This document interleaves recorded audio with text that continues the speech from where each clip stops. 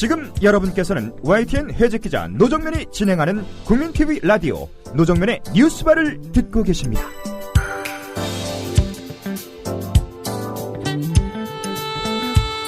조중동으로 대표되는 소위 주류 언론들, 이들이 감추는 세상, 조감 세상 시간입니다.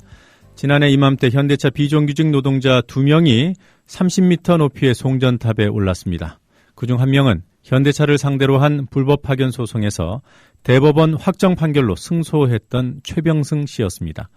그는 300일 가까운 고공농성을 중단하고 지난 8월 송전탑에서 내려왔지만 2달 넘도록 여전히 회사 밖에 있습니다.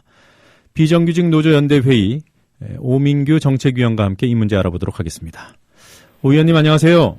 예, 4주 만에 다시 뵙습니다. 예. 네. 자, 그나저나 구속자가 또 생겼더군요. 예, 안타까운 일인데요. 7월 20일 희망버스 문제로 최근까지 집행했던 현대차 비정규직지회 박현재 당시 지회장하고 김웅효 조직부장이 10월 18일 날 구속영장이 발부가 됐습니다. 예. 그 총 몇 명이 구속된 상태입니까, 지금? 현재 3명이 구속 중인데요. 예. 경찰 수사는 아마 70여 명 규모였던 걸로 알고 있습니다. 예. 네. 이 사법 처리 규모 보니까, 그러니까 불구속 입건한 건까지 보니까 꽤 많던데요. 예, 예. 총 80여 명을 수사를 하겠다고 했었는데요. 네.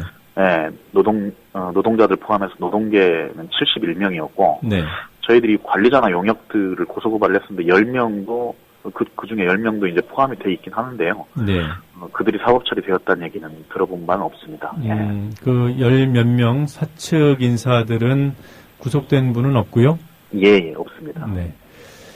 최병승 씨가 철탑에 올랐던 때가 지난해 꼭 이맘때였어요, 맞습니까? 예, 10월 17일이었습니다. 네. 자, 그로부터 296일 동안 철탑에 계시다가 지난 8월에 내려왔죠? 예, 맞습니다. 네. 최병승 씨 사례를 보면 현대차 비정규직 문제 좀 더 구체적으로 이해가 될 것도 같습니다. 예. 이 문제를 좀 설명을 부탁드리겠습니다. 최병승 씨는 어쩌다가 해고를 당한 겁니까? 2004년에 저희들이 이제 불법 파견 진정을 노동부에 제기를 했었는데요. 예. 2004년 12월에 노동부가 현대차 울산 아산 전주공장 9,234명에 달하는 비정규직 노동자 전체 불법 파견을 판정을 합니다. 네. 그래서 저희들이 이제 한 달 동안 그 기한을 주고 회사에게 시정을 요구했는데, 시정하지 않아서 2005년 1월부터 파업에 들어갔는데요. 예. 그 파업을 불법 파업으로 몰아서 약 한 100여 명 가까이 비정규직, 조합원들이 해고가 되는데, 최병승 조합원도 그중 한 명이었습니다. 예. 네. 그 이후 이 해고를 다투는 소송이 진행됐고요. 오랜 시간이 지나서, 작년 2월이었던가요? 대법원에서 예. 확정 판결이 났죠. 예, 예. 이때까지 과정이 어땠습니까? 2005년 2월에 해고됐으니까 꼭 7년 걸렸는데요. 네. 해고된 직후에 진호위에 저희들 부당해고 구제 신청을 넣었고, 네. 근데 진호위, 중노위에서 다 인정이 안 되었고요. 예, 그래서 다시 행정소송을 들어갔습니다. 예. 1심, 2심에서 모두 패소했는데, 2010년 7월에 대법원에서 고등법원 판결이 잘못되었다고 현대차 불법 파견이 맞고, 따라서 최병승 조합원은 정규직으로 고용하는 것이 맞다라고 하는 판결이 나왔는데요. 근데 파기환송심이다 보니까 다시 이게 고등법원으로 내려가게 됩니다. 예. 예, 그래서 고등법원을 거쳐서 다시 최종적으로 대법원 다시 올라와서 판결 난 게 2012년 2월인데요. 아시겠지만 진호위, 중노위 1심, 2심, 3심, 파기환송심 그리고 다시 대법원으로 해서 7심을 거쳐서 최종 판결, 확정 판결 받았습니다. 그 지난해 2월 23일에 확정 판결 받고도 회사가 바로 인정하지는 않았지 않습니까? 예, 그게 또 우스운 얘기인데요. 대법원 판결은 중노위에서 정당한 해고라고 판정했던 것을 부당해고로 바꿔라라는 판결이었고요. 네. 그래서 중노위에서 다시 종전 판정을 뒤엎고 부당해고라고 판결을 원래대로 돌려놓으니까. 네. 작년 6월에 현대차가 그 중노위 판정에 대해서 행정소송을 다시 제기했습니다. 이렇게 되면 사실상 10심, 11심을 가자는 얘기인데요. 네. 그래서 회사가 인정을 하지 않았습니다. 예. 네. 할 수 있는 거는 눈에 보이는 건 다 했던 모양이군요.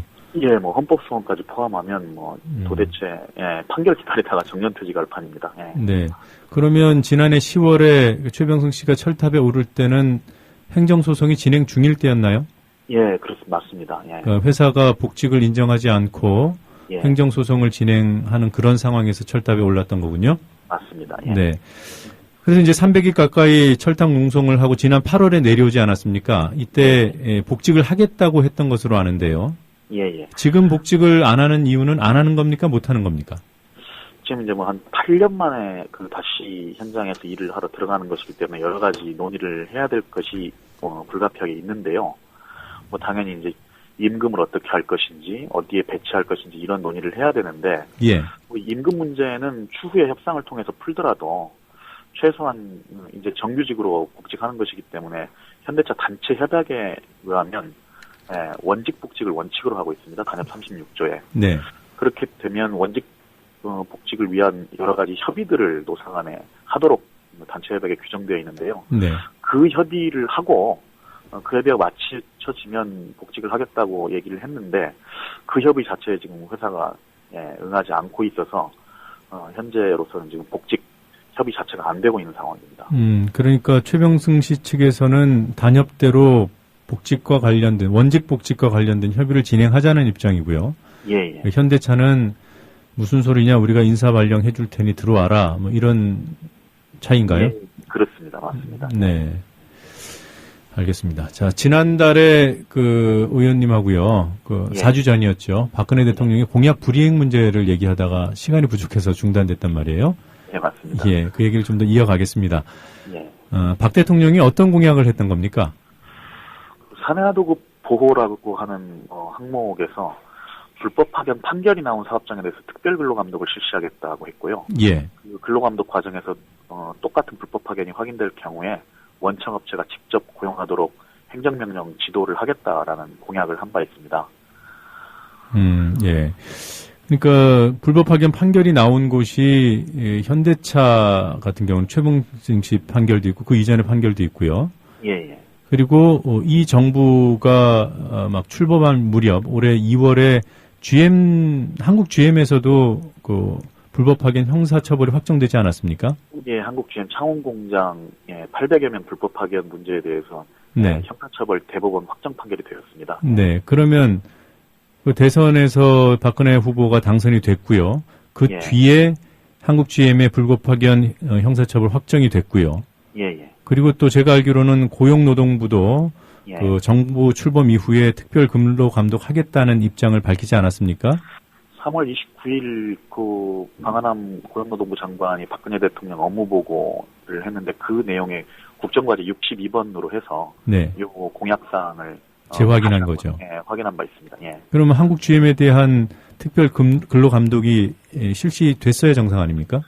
그렇죠. 예, 저희 노동조합도 비정규직 노조도 다 요구하고 있는데요. 네. 현대차건 한국 GM이건 지금까지 특별 근로 감독은 일체 벌어지지 않았습니다. 지금 뭐 여러 가지 복지 공약 후퇴, 뭐 공약 파기 이런 얘기들이 워낙 많아서 예, 맞습니다. 이런 부분의 공약 파기가 잘 부각이 안 되고 있는데 이 부분도 지금 뭐 비정규직 노동자가 전국적으로 1,000만이 넘지 않아요? 예.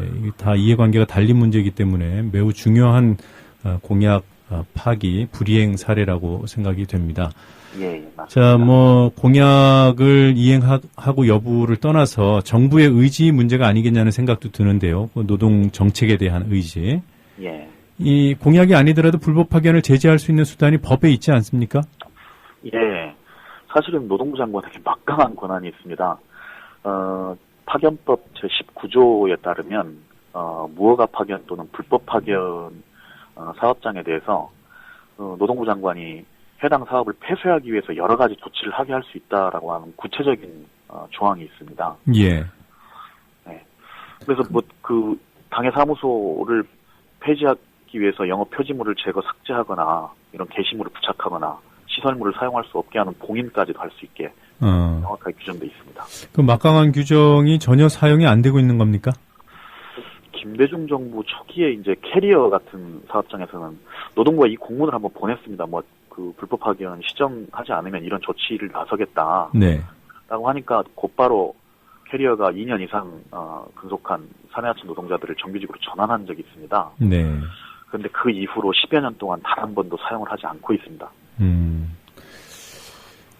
자, 이 불법 파견으로 법을 어긴 회사, 그리고 또 대법원 판결도 수용하지 않으려는 회사, 예. 이런 현실을 바로잡지 못하는 정부가 사실 정교조에 대해서는 법의 노조를 만들겠다 이러고 있지 않습니까? 이 법 집행에 일관성이 있는 것인지 의문이 드는데요. 어떻게 생각하십니까?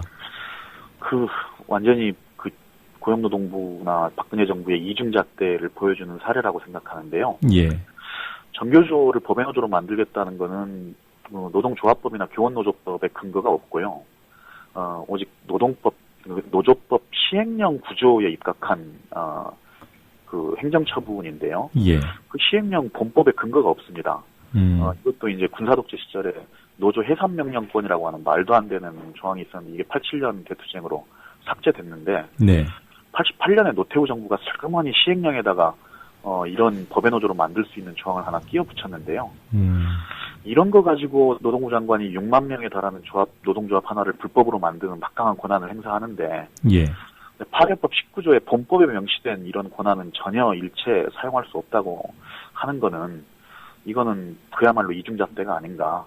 사용자를 위해서는 권한을 사용해도 노동자나 노동조합을 위해서는 권한을 사용할 수 없다라는 얘기가 아닌가라고 볼 수밖에 없습니다. 네. 자, 끝으로 그동안 대법원에서 불법 파견과 관련해서 내린 중요한 판결들 좀 정리를 해주시면 좋겠어요. 이게 듣는 청취자분들께서 불법 파견에 관한 문제는 비정규직 노동자들의 일방적인 주장이 아니냐 이렇게 오해하시는 경우들이 있거든요. 예.